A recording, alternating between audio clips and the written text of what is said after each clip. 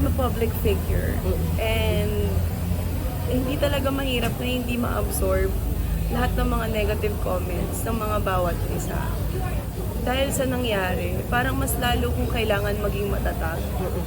Kailangan na mas maging firm ako sa sarili ko because the world would never change. Hindi talaga magbabago yung pag-iisip ng mga tao.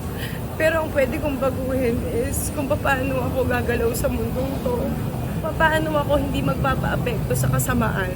Kasi mas nangingibabaw pa rin ang kabutihan kaysa sa kasamaan. At yun yung pangahawakan ko. Dahil yun yung gugustuhin ni Eman na mangyari.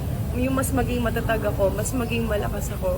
At maging totoo ako, lalo sa sarili ko. Kilala natin siya, she's very opinionated. Kumbaga, kung sino talaga siya, yun at yun ang makikita nyo sa social media and real life. And isa din siya sa mga inspiration ko eh. Kasi kahit na matapang akong tao, may mga tinatago pa rin ako sa sarili ko. Marami pa rin akong iniisip. Kasi nga, syempre, artista ako.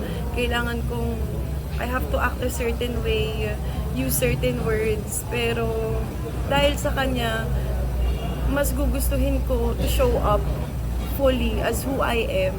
Kasi hindi man nilang lahat matatanggap yon. Ang importante, basta naiintindihan ko yung sarili ko.